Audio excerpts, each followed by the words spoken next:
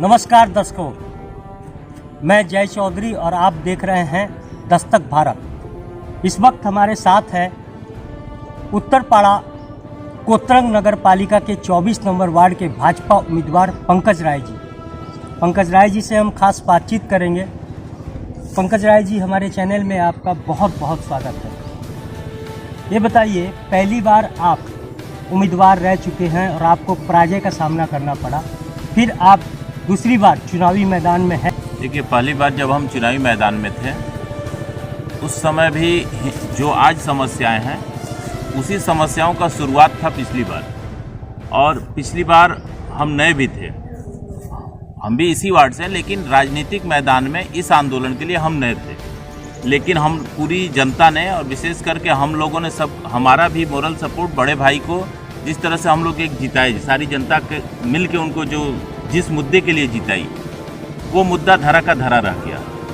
और इस 7 सालों में, पिछले चुनाव से लेकर अब ये जो चुनाव आया है, 7 साल का जो लंबा समय बीता है, इस 7 सालों में मैंने उस मुद्दे पर काम किया और मैं आज अपने काम के बल पे वोट मांगने के लिए जनता के बीच में खड़ा हूँ। क्या समस्याएं हैं जिसको लेके आप बार बार लड़ाई कर रहे हैं?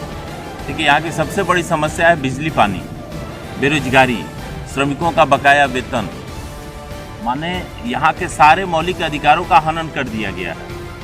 एक एशिया के बृहत्तम कारखाना जिसके की बनाई गाड़ी पे देश के 13 प्रधानमंत्री चढ़े, राष्ट्रपति चढ़े, आज वो माने गाड़ी को बनाने वाला श्रमिक कहाँ खाली पड़ा हुआ है, उनका पेट खाली है, उनके घर में पानी नहीं है, उनके घर में बिजली नहीं है। ये कितनी बड़ी समस्या है। पूरे देश के लिए बहुत बड़ी शर्म की बात है कि जिस गाड़ी को बनाने वाला श्रमिक, जिस गाड़ी पे देश का सर्वोच्च पदाधिकारी चढ़ा हो, और वो श्रमिक आज बेकार बैठा हुआ है। जनता आपको अपना जनप्रतिनिधि चुनती है तो आप अपने वायदे पे खरे उतरेंगे, क्योंकि इससे पहले भी तो पार्षद रह चुके हैं, वो इन समस्याओं को जरूर उठाए होंगे।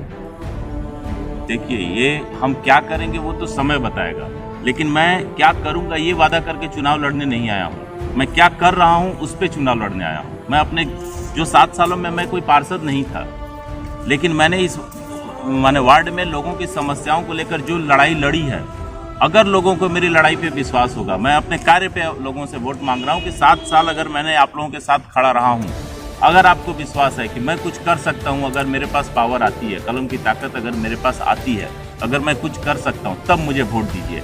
मैं, देखिए, हम जहाँ भी वोट मांगने में जा रहा हूँ, मैं यहाँ के हिंद मोटर के श्रमिक और यहाँ के वोटरों को लेके जा रहा हूँ। आज मेरा कोई भाई या मेरा कोई बेटा या मेरा परिवार हमारे साथ नहीं खड़ा हुआ है। ये हिंदुस्तान मोटर लिमिटेड के मजदूर और ये हिंद मोटर कॉलोनी के लोग ही मेरे परिवार हैं, यही मेरे भाई हैं, यही मेरे चाचा हैं, यही मेरे पिताजी। आप बार बार आंदोलन करते रहे हैं इस कारखाना के लिए, तो क्या लगता है कि ये आप जनप्रतिनिधि बनने के बाद इनकी समस्याओं का समाधान कर पाएंगे? जरूर प्रयास करेंगे।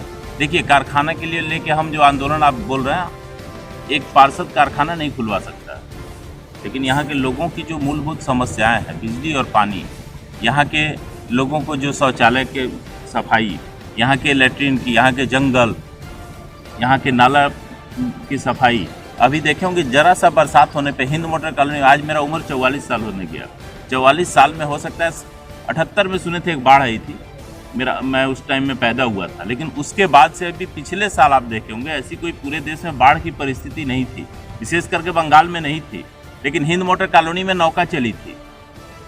तो आज ये जितने पॉलिटिकल पार्टियों के उम्मीदवार आज मैदान में हैं, उस समय ये लोग कहाँ थे? आज ये लोग, सारे लोग यहाँ से पैसा उगाही कर रहे हैं। आप हिंद मोटर की ज़मीन पे मछली का भेड़ी बना दिया गया, मछली की खेती हो रही है, जहाँ की कभी कारखाना में कार बनती थी, आज वहाँ मछली पैदा हो रही है, और जिसके चलते यहाँ के आवासन में पानी जम जाता है। तो मैं तो इन सब समस्याओं से निपटाने का, मैं हिंदुस्तान मोटर लिमिटेड, बिरला बहुत बड़ा मालिक, मैं कारखाना खोलने की औकात मेरी नहीं, लेकिन ये जो छोटी छोटी समस्याएं हैं, जिससे कि जब तक इन लोगों को क्वार्टर इसी शर्त पे मिला था कि जब तक आपकी नौकरी है तब तक आपका आवासन है, तो आज ये आवासन का जब मिला है तो उसकी सुविधाएं मिलनी चाहिए। आज मैं आपसे पूछना चाहता हूँ कि क्या आप अपने घर में 40 मिनट लाइट जला के रह सकते हैं पूरे 24 घंटा में? 2 मिनट अगर किसी के घर की बिजली चली जाती है तो संग संग इलेक्ट्रिक ऑफिस में फ़ोन करता है कि हमारा किसे बिजली चला गया।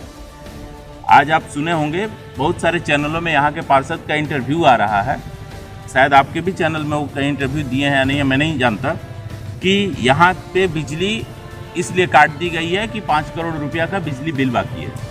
मैं आपके चैनल के माध्यम से पूछना चाहता हूँ, बिजली की बिल किसकी बाकी है?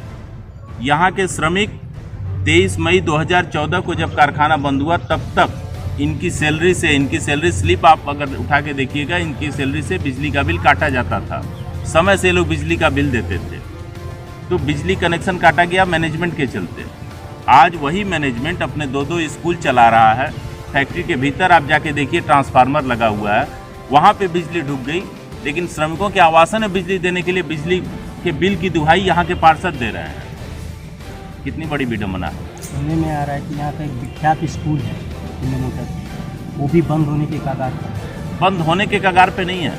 70 साल पुराना स्कूल आपके बगल में यहाँ पे देखिए, 70 साल पुराना ये स्कूल है हिंदुस्तान मोटर का, हिंदू मोटर हाई स्कूल।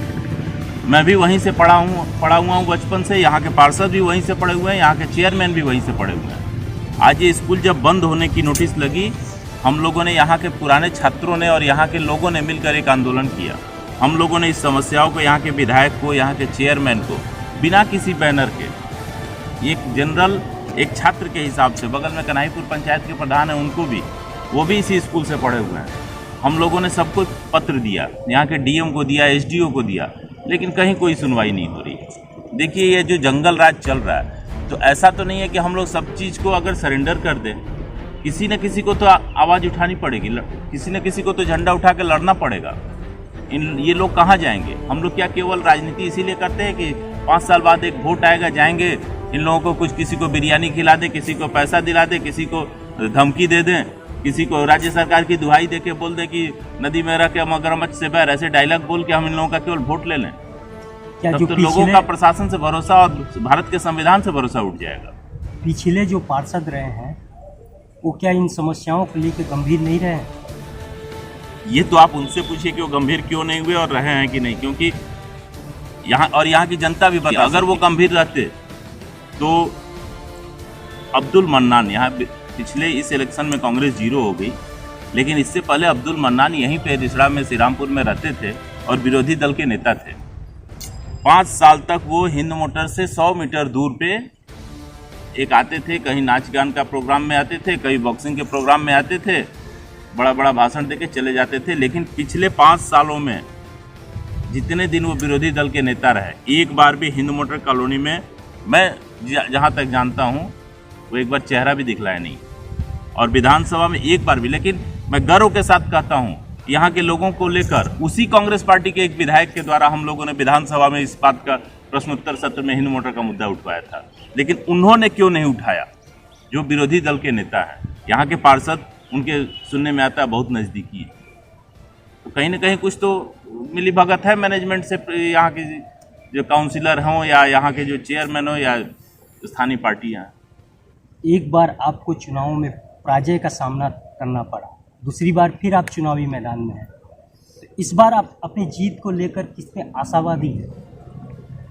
देखिए, आशा और विश्वास पे ही दुनिया टिकी हुई है, और मैं इस बार, पिछली बार मैं मानता हूँ कि चुनाव में मैं हारा, इसके पीछे बहुत सारी रीजन थे, बहुत सारे कारण थे। वो जो काउंसिलर थे, इसी मुद्दा पे वो चुनाव लड़े थे, लोगों ने उन पर विश्वास किया और उन्होंने जो बड़े बड़े वादे किए थे उसको पूरा करने के लिए सारे लोगों का सहयोग उनको मिला था।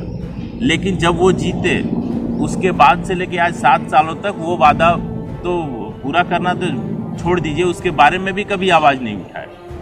तो आज, लेकिन मैं पिछले 7 सालों में, जब पिछले साल मैं नया था, लेकिन हमको जितने ही लोगों ने मतदान किया था, उनके भरोसे, उनका विश्वास रखने के लिए मैंने इस आवाज़ को हमेशा उठाने की कोशिश की है। इन लोगों के सहयोग से ही, मैं यहाँ के ही लोगों के सहयोग से इस आवाज़ को उठाया हूँ। मैं इसके लिए कहीं बाहर से किसी को नहीं लाया। यहाँ के लोग, हम लोगों ने जब अप्रैल 2015 में चुनाव ख़त्म हुआ था और उसके बाद 21 जून, आज हमको डेट भी याद है, 21 जून 2015 में हम लोगों ने यहीं इसी मैदान में बैठ के हम लोग फैसला किया था कि हम लोग कुछ कर नहीं सकते हैं तो एक साथ बैठ के रो तो सकते हैं।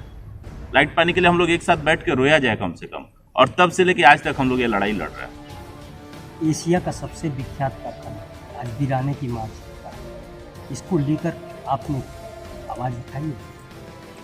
हमेशा हमेशा आवाज़ उठाई है।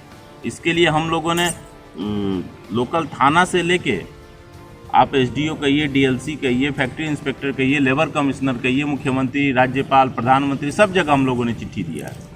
सारे जगह हम लोगों ने धरना प्रदर्शन किया है, जाके हम लोगों ने डेपुटेशन दिया है।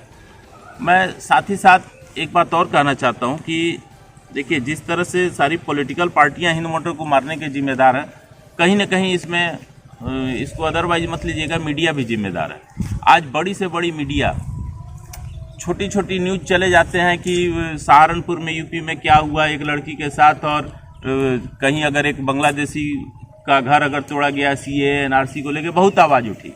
मैं आपकी मीडिया के माध्यम से पूछना चाहता हूं, आज बांग्लादेश से एक आदमी कार पार करके आता है, संग संग उसका वोटर कार्ड, राशन कार्ड बनता है, और रेल लाइन के किनारे वो रहता है, उसको बिजली की कनेक्शन और पानी का कनेक्शन मिल जाता है। लेकिन जो भारत का नागरिक है, इस देश में पैदा हुआ, वोटर कार्ड, राशन कार्ड सब कुछ है उसके पास, लेकिन उसकी बिजली पानी काट दी जाती है। सारी मीडिया, क्या सारी मीडिया भी बिक गई है बिरला के हाथों?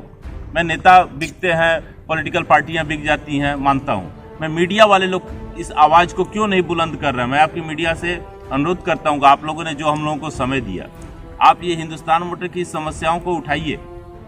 आज किसी भी, आज मीडिया एक हमारे समाज का स्तंभ है, 4 स्तंभों में एक सबसे बहुत बड़ा स्तंभ है मीडिया। तो मैं आप लोगों से अनुरोध करता हूं कि यहाँ के लोगों की समस्याओं को उठाइए। आप चौथे स्तंभ पर गंभीर आरोप लगा रहे हैं। नहीं, मीडिया में आया है, मोटर लिमिटेड का श्रमिक जिसके बनाए हुए कार से देश का सर्वोच्च पदाधिकारी चल रहा है, उसके घर में अंधकार है। ये क्या हेडलाइन नहीं हो सकती थी? किसी भी पेपर की हेडलाइन आज तक ये नहीं हम देख पाए कि हिंदुस्तान मोटर लिमिटेड का एशिया के बृहत्तम कारखाने का मजदूर आज अंधकार, महामारी, भूखमरी की मार झेल रहा है। आज यहाँ का प्रशासन, जब यहाँ के मजदूर बिजली मांगने गए थे 2 साल पहले, तो उसके ऊपर लाठीचार्ज किया गया। पहले मत यहाँ के लोगों की समस्याओं को सुलझाया जाए, उसके बाद मतदान। कि आप देख रहे थे कि पंकज राय हमारे साथ थे। पंकज राय ने ये बताया कि वो उनका चुनाव में आने का मकसद, मूल मकसद है लोगों के मौलिक अधिकार की लड़ाई करना। तो इस कार्यक्रम में हमारे साथ पंकज राय थे। अगले इसी तरह के कार्यक्रम में किसी अन्य कद्दावर नेता के साथ हम